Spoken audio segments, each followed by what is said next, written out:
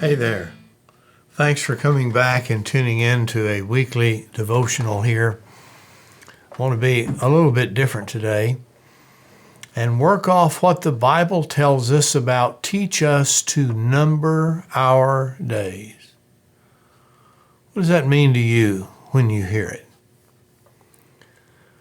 You know, it seems like lots of folks always have good intentions of being that better parent. That's the example I'm using today, or being better, whatever it might be, once we get some other things taken care of.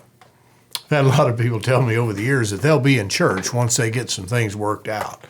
Well, you know, it's really the church that's supposed to help you work things out. But that's just life and people. But I have to realize that I am way too human for this job of being minister. And I'm one of those people who is always going to be the better parent once we get through whatever we're dealing with now. It's like I told you a few weeks ago about under the circumstances, and great leaders say you're never under circumstances, you're under the grace of God, so live like it. That can be true, especially during seasons like we have been through this year.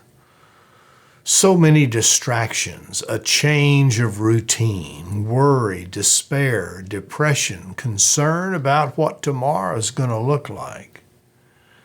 And it's easy during those times to turn very self-focused.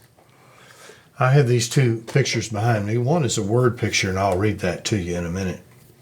This is one that I keep in my office, and I keep it behind the camera that you're viewing through today, where I can see it up above there when I'm here at my desk.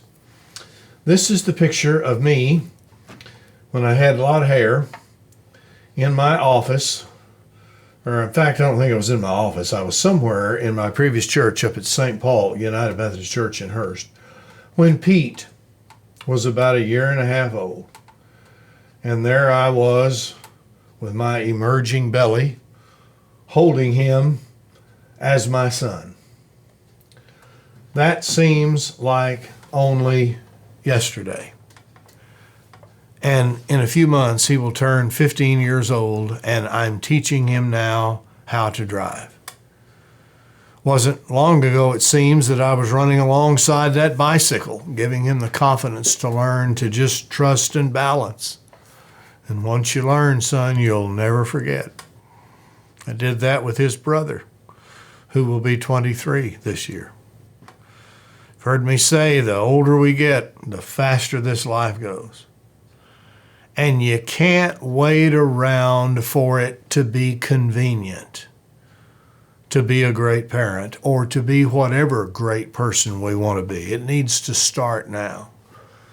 The Bible says, teach us to number our days. We're not here forever. We need to start living like that.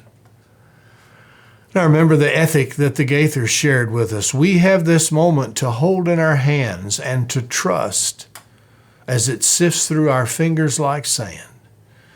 Yesterday's gone, tomorrow may never be, but we have this moment today. In the other picture, my glasses on to make sure I get the wording right. Written to me by a great friend. Merry Christmas, Marc. It came from Kurt Nager, and it was done by my oldest son's mother, Mary, and it was marked in 1996. I had Kurt Nager and his wife, Katrina, first in my church at Watauga. They came back later to St. Paul and did youth ministry, and they have visited here and have been watching us online, might even see this devotional. And it says, 50 years from now, it will not matter what kind of car you drove, what kind of house you lived in, or how much you had in your bank account. But the world might be a little bit better place because you touched the life of a child. Let us not wait on it to be convenient. Let us not count on tomorrow being easier. Let's start now in the game of love. Our kids need it right now more than ever, in spite of the distractions, and so does the world around us.